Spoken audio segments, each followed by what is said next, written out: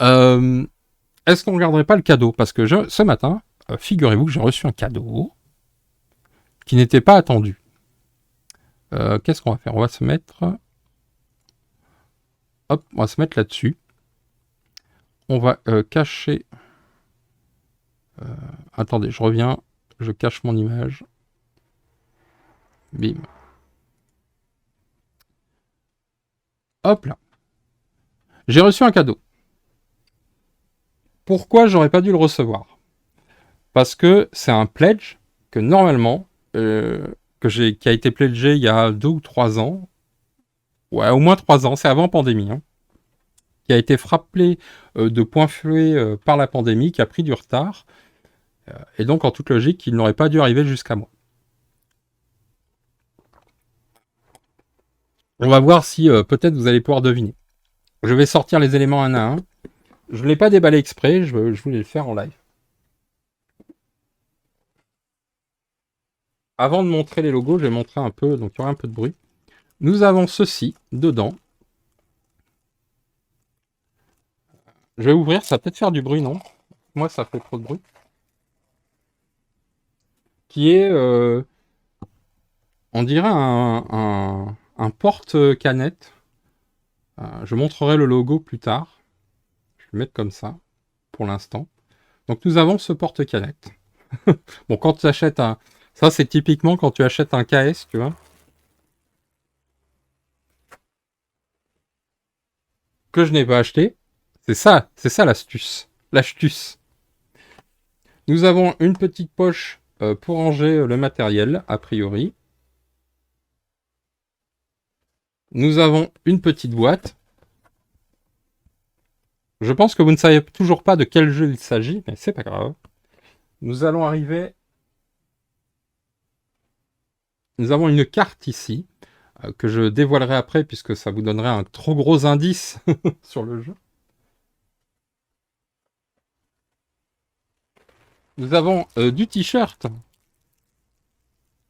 que je déballerai après. Et nous avons surtout la boîte de jeu, car c'est quand même le but quand tu achètes un jeu, c'est d'avoir une boîte de jeu. La voilà, les amis, la voilà.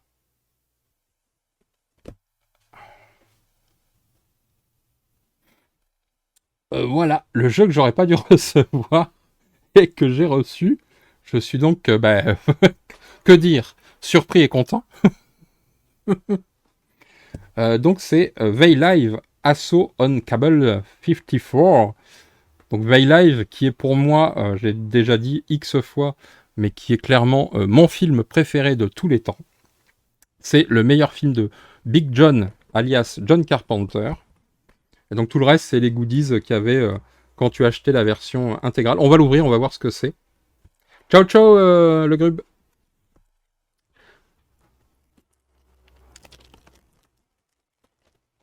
Je déballe, il n'y a pas de raison que... Nous avons donc des petites cartes.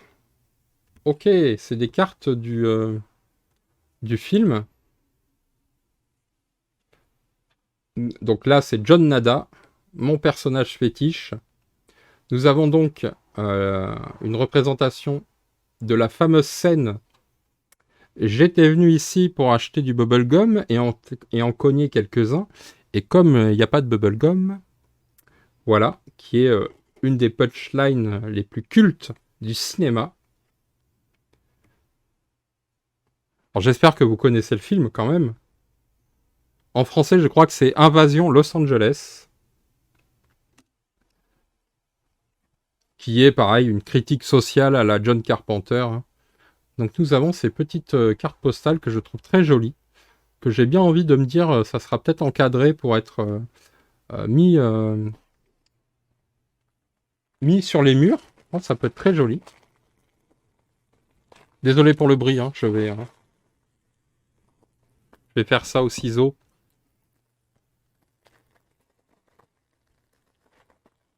Il y a du plastique.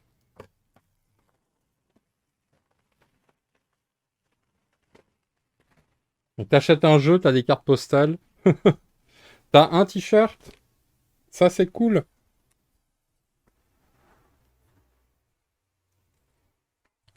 putain, c'est un drap, quoi. C'est plus un drap qu'un t-shirt.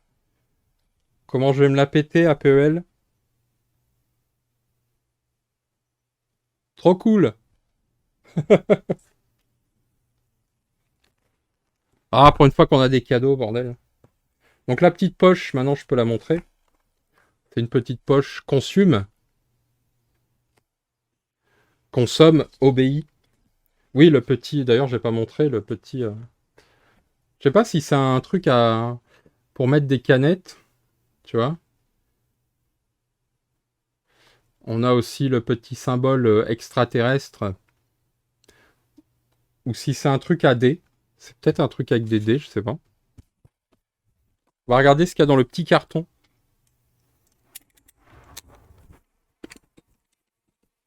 Et donc pour la petite histoire, je dis que c'est un cadeau parce que effectivement j'ai pledgé le jeu il y a 3 ou 4 ans. Et je l'avais annulé. Ah, mais on me l'a envoyé quand même. Donc je considère ça comme un acte de bienveillance envers le youtubeur que je suis. Nous avons Kick-Ass, en référence à la fameuse phrase. Et nous avons des lunettes, car nous sommes quand même dans un film où les lunettes ont une importance pour dévoiler, et je crois que dans le jeu, ça a une importance très grande. Bon, la boîte a pris un bug. Hein. On sent qu'elle a été cognée contre quelque chose. Putain, la boîte, elle est salissante. Ou c'est moi qui ai les mains... On va regarder ce qu'il y a dans la boîte.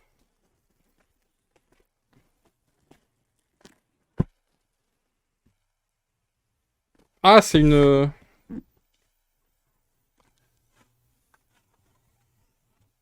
Ok. Je sais pas comment ça s'appelle, mais voilà. Ciao, ciao, Fredo. Bon après-midi. Merci d'être passé.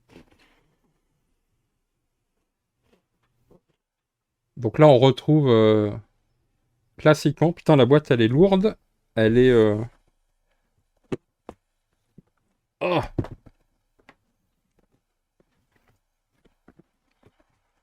Donc évidemment, nous allons jouer à ça prochainement en live.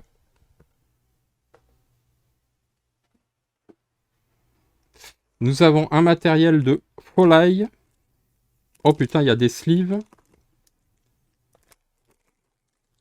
Nous avons donc des protège-cartes. Nous avons des cartes case file.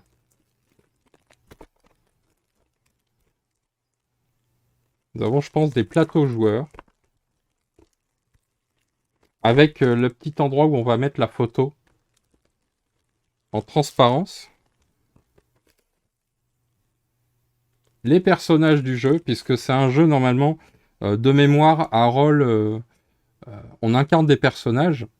Sauf que on ne sait pas qui est extraterrestre et qui est humain.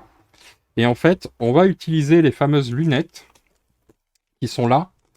Et les lunettes, on va pouvoir regarder les fiches personnages et découvrir si ce sont des extraterrestres, comme dans le film, ou si le joueur est un humain. Donc c'est les vraies lunettes, hein, comme dans le film. Oh là là, c'est classos. Hein.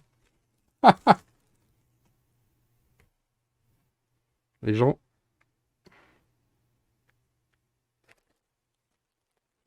Oh putain, j'ai la classe, quoi. Moi qui n'avais pas de lunettes de soleil. Est-ce que je vais pas me spoiler la gueule si je regarde...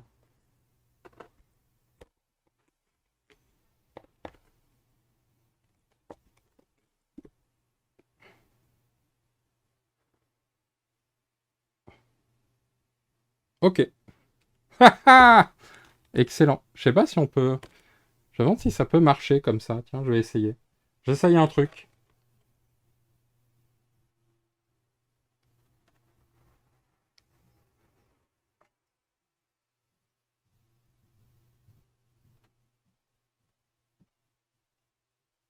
Ok. Ça n'a pas l'air de marcher comme je le pense, mais bon.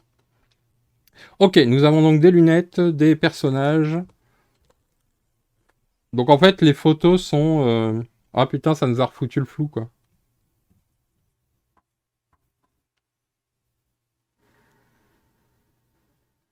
Voilà, les photos, je sais pas si on le voit, elles sont brillantes. Et en gros, quand on met les lunettes, ça fait apparaître des choses, ça fait disparaître des choses.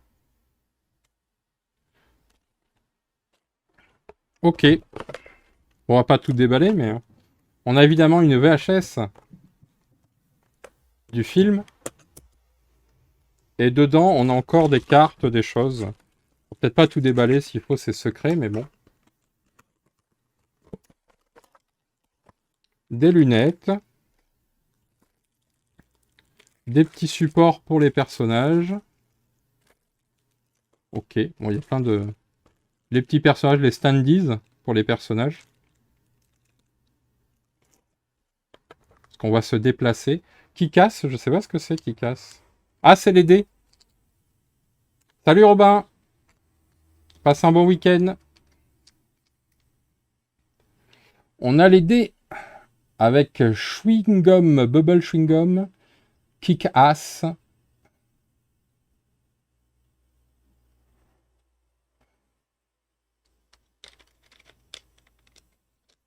Ils sont super jolis. Je suis un enfant gâté. Ok, il y a des pubs. Je pense que c'est des pubs avec, comme dans le film, avec des messages subliminaux. Parce qu'ils sont pareils.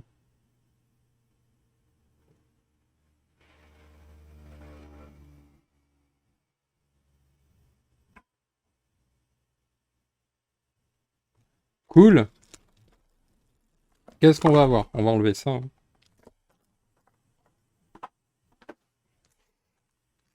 On a des cartes. Ok. Encore des cartes. Toujours des cartes. Ok.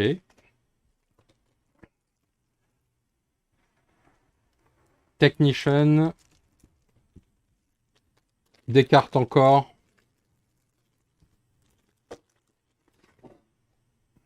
On va regarder un petit peu. Ok, là ça a l'air d'être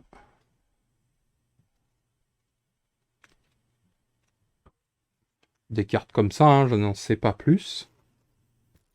Ici on a encore le paquet monstrueux de cartes.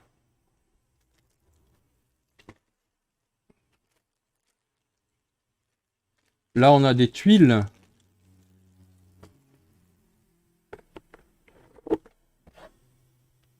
Nous avons un plateau. Oh putain, le plateau il est immense. Alors on va pas pouvoir... Oh putain. Il me faut... Abonnez-vous, il me faut des caméras. Le plateau est trop grand. Oh my god. On va essayer de pas faire flamber la baraque. Nous avons le plateau, mais il est immense, les gens. Je sais pas si on arrive à le voir. Donc, qui sont tous les lieux de la ville. Et l'idée, c'est d'aller... il va falloir qu'on chope les personnages, comme dans le film, hein. Qu'on découvre qui sont les traîtres, qui sont nos alliés, etc. Le plateau, le plateau est super épais. Ça a l'air pas mal. Hop, les rules. Je déballe. Je vais enlever tout ça, hein. Hop, on va enlever tout ça. On a du punch. Du punch à gogo. On a les règles pour 1-3 joueurs. Un 3 player rulebook. Un 3 player rulebook. Putain, je crois que c'est l'aide de jeu. Oh my god. J'ai l'impression que c'est les aides de jeu en fait. Ok. Follow the rules. Et là, on a les règles du jeu. Avec toujours ambiance John Nada. Là, c'est clairement la scène où il rentre dans la banque. La scène culte du film. They live, we sleep. Ok. Donc voilà, nous avons les règles. Nous allons nous y adonner et je pense qu'on fera un petit live là-dessus prochainement. A priori, si on peut jouer à 1, je dis pas non.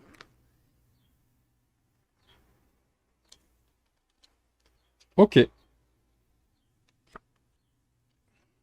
Bon, j'espère que c'est pas un jeu de l'enfer avec des règles de l'an 2000. En tout cas, je trouve que le papier, le truc, c'est du papier glacé. C'est vraiment... ça a l'air top qualitate. C'est surtout illustré avec tout... Enfin, moi qui suis fan du film, franchement, je suis trop content d'avoir le jeu, quoi. Que j'ai pas payé. Ah, faut pas le dire. Trop cool. Ça, c'est la bonne surprise du jour. Ah ben voilà, je n'ai plus qu'à ranger tout ça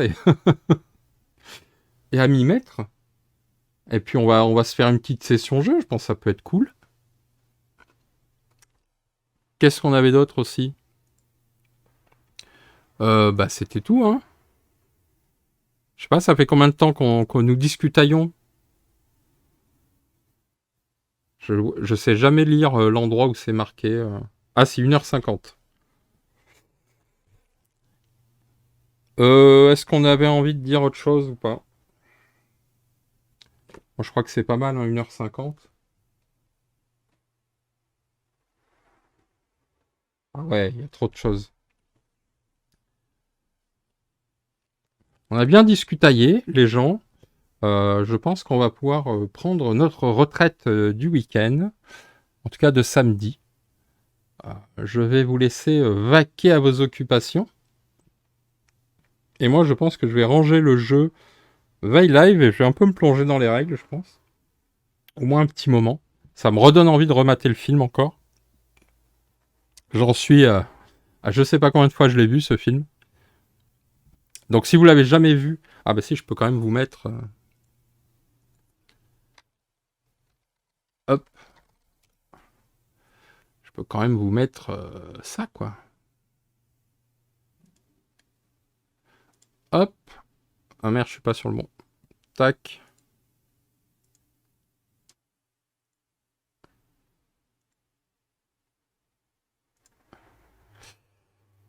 Hop là, Invasion Los Angeles. Ouais, ouais, ah oui, c'est vraiment... Enfin, pour moi, c'est culte, hein. C'est culte et a priori dans le jeu, en tout cas de ce que je me souviens... Bon week-end, Ludinat. De ce que je me souviens de la méca à l'époque, quand j'ai pledgé, euh, c'est vraiment le côté où tu as des phases de jeu où tu peux mettre tes lunettes, en fait, et tu peux regarder la personne si c'est... Enfin, on retrouve vraiment des aspects narratifs du film voilà. Et c'est ça qui me plaisait dans l'idée. Et je sais pas si on a accès quand même, on peut se mettre un bubblegum, quoi. Tant qu'à se faire...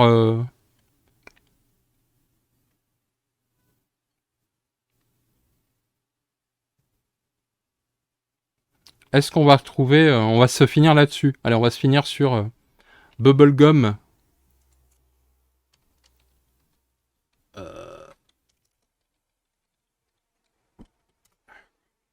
Qui reste quand même la scène pour moi. Alors attendez, parce que je crois que j'ai pas le son. On va mettre le son. Et moi, il faut que je le coupe. Voilà. Si on veut pas que ça soit trop sale, on va se mettre là-dessus. Tac. Je mets mon casque. Et nous allons basculer sur la scène culte du film, qui pour moi, la première fois que je l'ai vu... Alors attendez, parce que je crois qu'il n'y a pas de son pour vous. Hop là.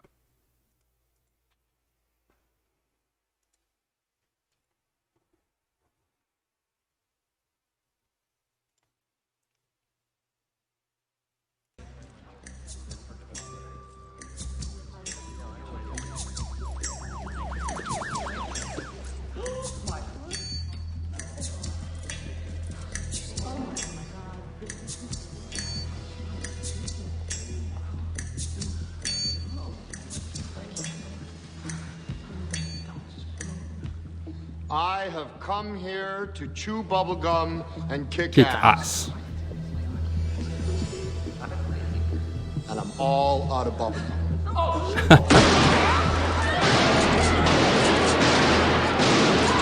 Bon, là, on va se faire striker la direct.